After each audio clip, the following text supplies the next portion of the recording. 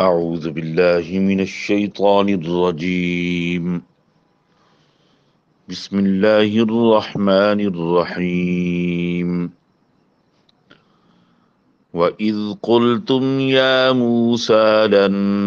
نؤمن لك حتى نرى الله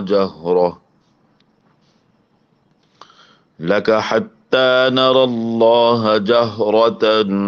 فأخذتكم الصاعقة وأنتم تنظرون ثم بعثناكم من بعد موتكم لعلكم تشكرون لن نؤمن لك حتى गुन्ना होगा, जहरतन पे गुन्ना होगा, व तुम यहाँ भी इख्फा गुन्ना होगा, तंजुरून गुन्ना होगा, सुम्मा गुन्ना होगा, बअसनाकुम गुन्ना करेंगे, मिन बादी यहाँ भी गुन्ना करेंगे, वज़ल्ललना अलैकुमुल गमाम वअंज़लना अलैकुमुल मन्न वस्सलवा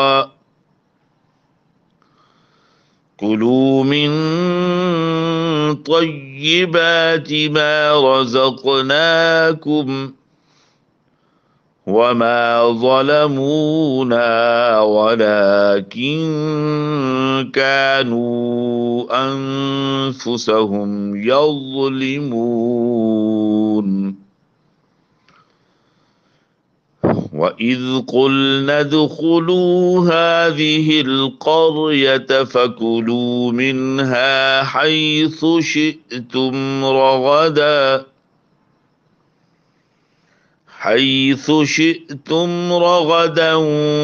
वद्खुलुल बाब सुज्जदन वक़ूलू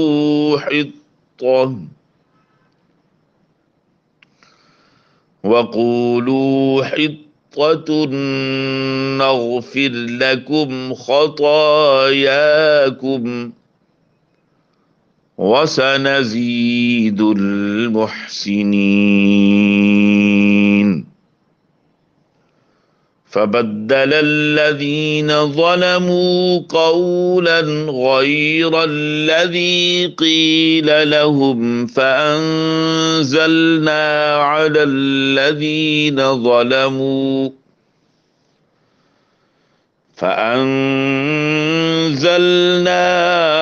الذين ظلموا رجزا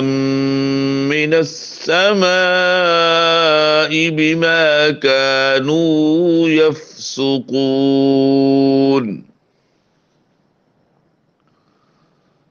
قولا غير الذي यहाँ इजहार होगा, गुन्ना नहीं करेंगे, फअंज़लना यहाँ इख्फा के साथ गुन्ना करेंगे, रिजज़म यहाँ भी गुन्ना करेंगे, ज़लमू मखारिज का भी साथ साथ ख्याल करते रहें। वइज़ इस्तस्क़ा मूसा लिक़ौमिही फ़क़ुलना इज़रिब बिअसाकल हजर فانفجرت منه اثنتا عشرة عينا قد علم كل أناس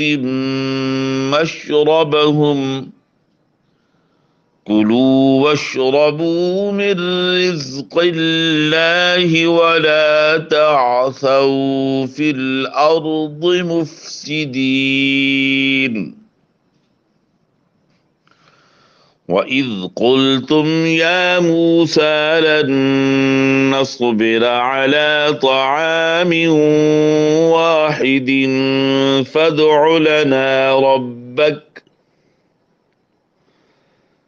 فادع لنا ربك يخرج لنا مما تنبت الأرض من بقلها وقثائها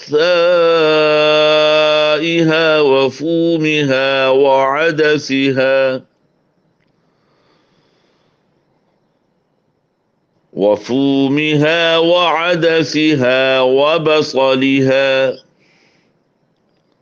قال أتستبدلون الذي هو أدنى بالذي هو خير اهبطوا مصرا فإن لكم ما سألتم وضربت عليهم الذلة والمسكنة وباءوا بغضب من الله ذلك بأنهم كانوا يكفرون بآيات الله ويقتلون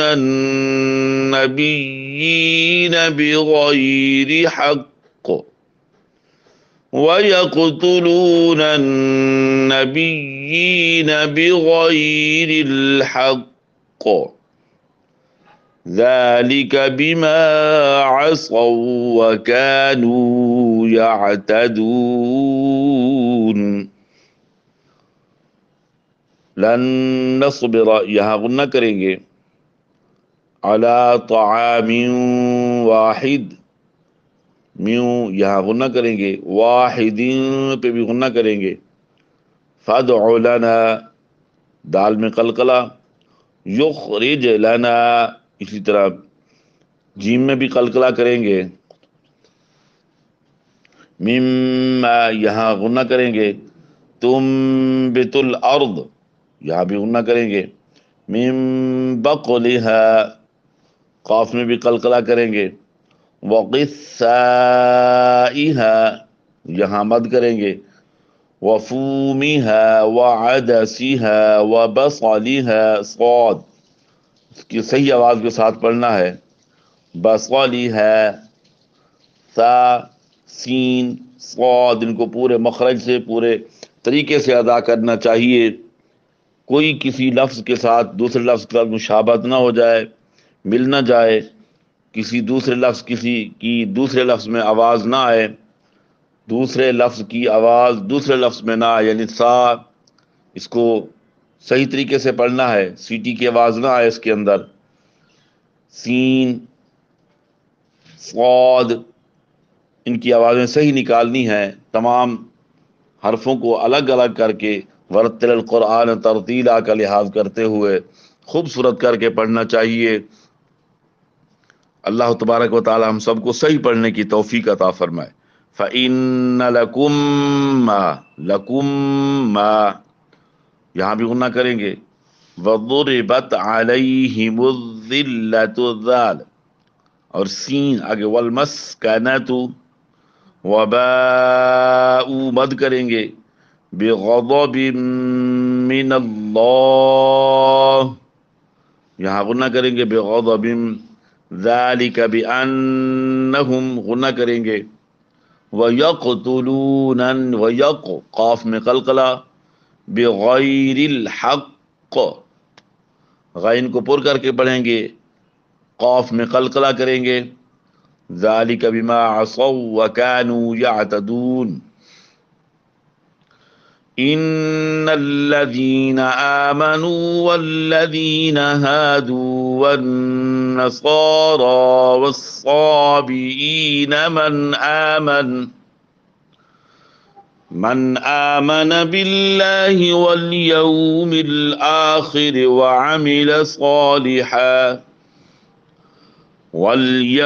الآخر وعمل صالحا فلهم أجرهم عند ربهم ولا خوف عليهم ولا هم يحزنون. वइज़ अख़ज़ना मीसाक़कुम व रफ़अना फ़ौक़कुमुत-तूर खुज़ू मा आतैनाकुम बिक़ुव्वतिन वज़्कुरू मा फ़ीहि लअल्लकुम तत्तक़ून ثم توليتم من بعد ذلك فلولا فضل الله عليكم ورحمته لكنتم من الخاسرين ولقد علمتم الذين اعتدوا منكم في السبت فقلنا لهم كونوا قردة خاسئين فجعلناها نكالا لما بين يديها وما خلفها وموعظة للمتقين وإذ قال موسى لقومه إن الله يأمركم أن تذبحوا بقرة قالوا أتتخذنا هزوا قال أعوذ بالله أن أكون من الجاهلين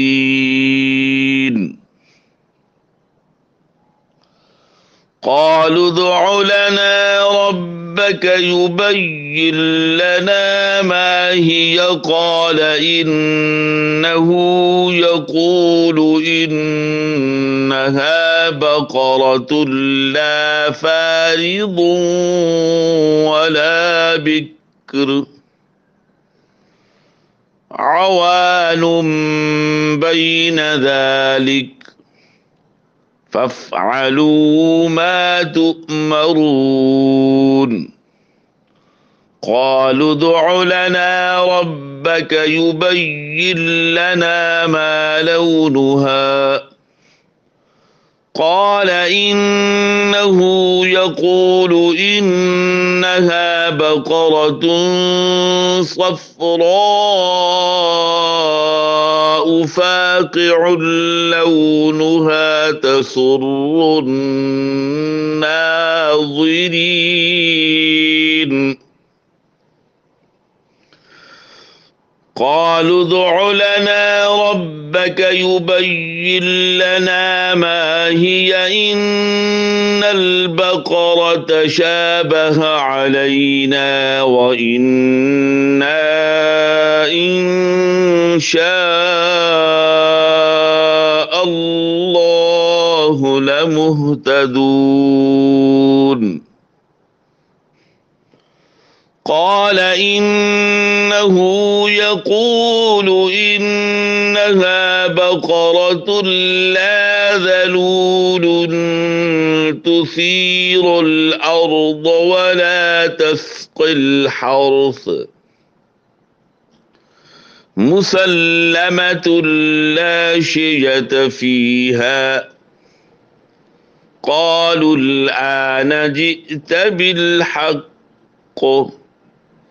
فذبحوها وما كادوا يفعلون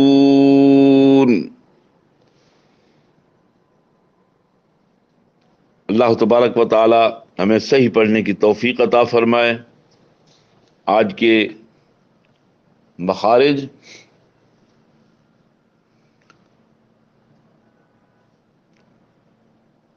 आठवां मखरज तरफ लिसान और दवाहिक से सनाया तक मुकाबिल का तालु। तरफ लिसान याद रखिए, तरफ लिसान और दवाहिक से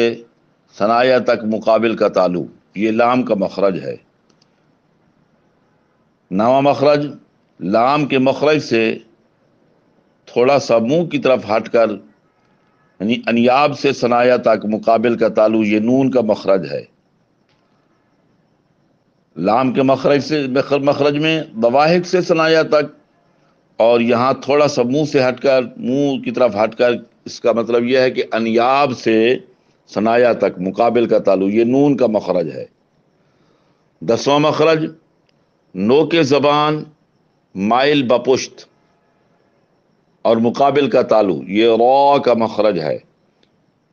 یعنی اس کو زبان کی پشت کا جو ہے اس کو بھی دخل ہوگا، تو یہ را کا مخرج ہے۔ یہ 3 مخارج آج ہم نے بیان کیے۔ اللہ تبارک و تعالی ہمیں صحیح پڑھنے کی توفیق عطا فرمائے۔ اللہ کریم ہم سب کو حضور اکرم صلی اللہ علیہ وسلم کے صدقے قرآن کریم صحیح پڑھنے، سمجھنے، پھر عمل کرنے